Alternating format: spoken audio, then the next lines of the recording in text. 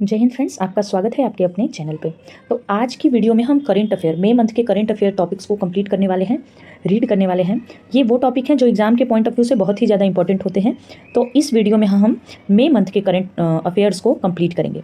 तो जहाँ तक हम पहले स्टार्ट करने वाले हैं, जो नई अपॉइंटमेंट हुई हैं और जो बहुत चर्चित है ना, न्यूज़ में बहुत ही ज़्यादा फोकस है इन पर, तो यहाँ से क्वेश्चन आना सबसे ज़्यादा संभावित है। तो सबसे पहले हम यहीं से स्टार्ट करते हैं।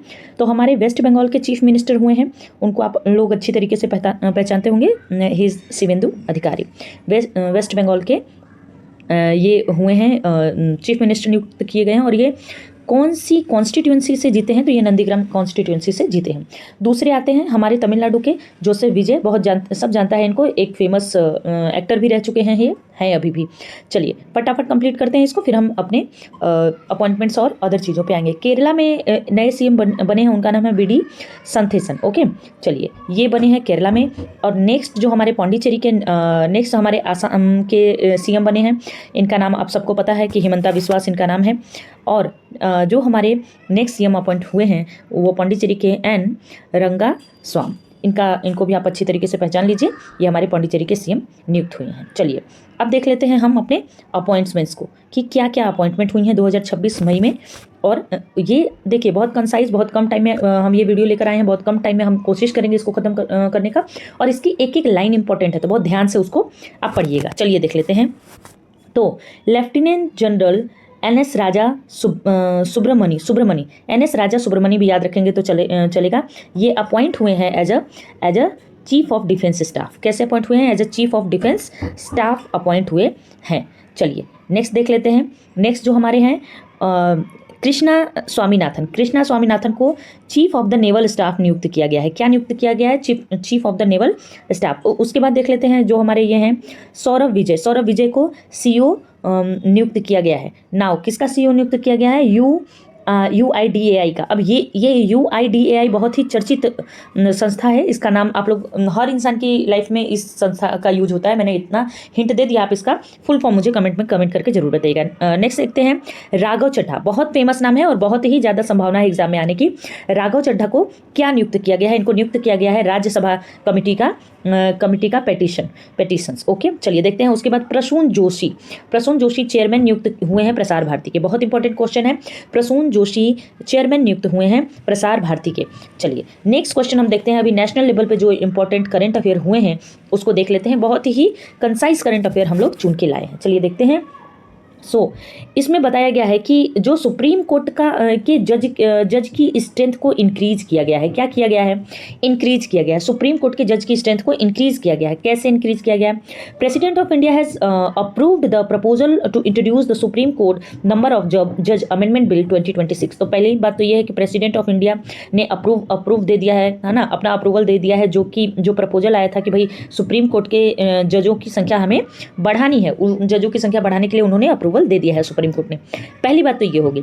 अच्छा, यहाँ पे प्रेसिडेंट अप्रूवल देते हैं, उनके अप्रूवल की जरूरत होती है। ये सारे कंटेंट हमने इंडियन पॉलिटी में कंप्लीट कर लिया है। तो अभी हम इंडियन पॉलिटी को टच नहीं करेंगे, करंट अफेयर को करंट अफेयर के व्यू से देखेंगे।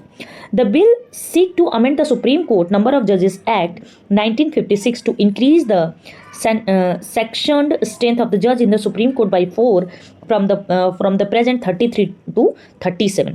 मतलब इसका ये है कि अमेंडमेंट कहाँ हुआ है? अमेंडमेंट कहाँ हुआ है? सुप्रीम कोर्ट नंबर ऑफ जजेस एक्ट 1956। याद रखिएगा, यही हो सकता है कि इंक्रीज संख्या ना पूछे। थोड़ा पीसीएस में कॉम्प्लिकेटेड क्वेश्चन आते हैं, तो हो सकता है कि आपसे इंक्रीज नंबर ना पूछ के एक्ट पूछ दे कि वो कौन सा एक्ट है। तो 1956 का एक्ट है, सुप्रीम कोर्ट नंबर ऑफ जजेस एक्ट 1956 का एक्ट है, जिसमें ये प्रपोज किया गया, उसको अमेंड करके ये प्रपोज किया गया कि प्रेजेंट में जो 33 जजेस हैं उनको बढ़ा के 37 कर दिया जाए। नाम दोनों याद रखिएगा। चलिए, creation of the new railway zone, बहुत इंपॉर्टेंट क्वेश्चन है। न्यू रेलवे जोन को क्रिएट करने की बात कही जा रही है कि न्यू रेलवे जोन को क्रिएट किया जाए। कहाँ से क्रिएट करना है वो देख लेते हैं।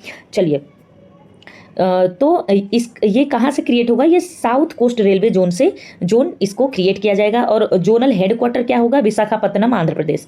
क्या होगा? विशाखापत्तनम, आंध्र प्रदेश। एम क्या है? To boost connectivity and effective efficiency through recognisation under the railway act 1939। ये याद करने की ज़्यादा जरूरत नहीं है। एम यह है कि कनेक्टिविटी को बूस्ट करना मेन एम इनका है। चलिए आगे देखते हैं।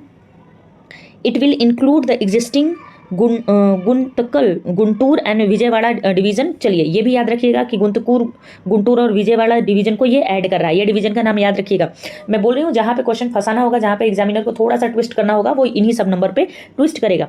तो जो न्यू रेलवे जोन बना है जिसका नाम हमने रखा है साउथ कोस्ट रेलवे जोन, उसमें कौन कौन से डिवीजन, कौन कौन से रेलवे डिवीजन ऐड हैं, तो वो गुंतकाल है, गुंटूर है और विजयवाड़ा है ना। अभी टोटल इंडिया में कितने जोन हो गए? टोटल इंडिया में 19 जोन हो चुके हैं। इसके पहले कितने थे? 18 थे। चलिए नेक्स्ट क्वेश्चन देखते हैं। नेक्स्ट जो पॉइंट है करंट अफेयर का वो देख लेते हैं हमारे पास। India's total sugar export ban. तो इंडिया ने ऐसा किया है कि टोटल शुगर एक्सपोर्ट को बैन करने की बात कही गई हो रही है इंडिया में। देख लेते हैं कि ये क्या है, बैन क्यों लगाया जा रहा है। तो बैन लगाया जा रहा है boost the local supply ethanol output the economy, अपनी इकोनॉमी को बढ़ाने के लिए, है ना। चलिए तो ये बूस्ट किया जा रहा है, ये लोकल सप्लाई को बूस्ट किया जा रहा है और इथेनॉल आउटपुट को फिलअप करने के लिए यहाँ से बात कही जा रही है। चलिए देखते हैं आगे। Reason of the ban, ban का रीजन क्या है वो एक बार रीजन देख लेते हैं, क्योंकि थोड़े से टफ क्वेश्चन करेगा तो यहाँ से पूछ सकता है। Global metrological model predict the moderate to strong El Nino persisting through 2026 which would suppress the southwest monsoon and affect the planting window for the 2027-28 sugar year। अब देखो कितना ट्विस्ट यहाँ पे आया है और क्या रिलेटिबिलिटी है इसकी, ये देख लेते हैं। तो थोड़ा सा इसको जूम करते हैं और इसको और अच्छे से समझने का प्रयास करते हैं कि भाई ये शुगर पे बैन लगाया ही क्यों गया है।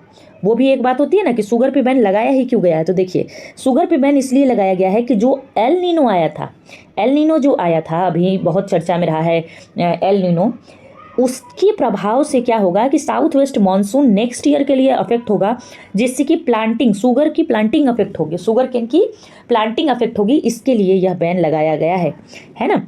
To prevent domestic speculative hoarding to the localise price stock, ऐसा है ना। प्राइस स्टॉक को इम्प्रूव करने के लिए लगाया गया है। चलिए नॉट इम्प्रूव करने के लिए बट प्राइस स्टॉक को मैनेज करने के लिए लगाया गया है।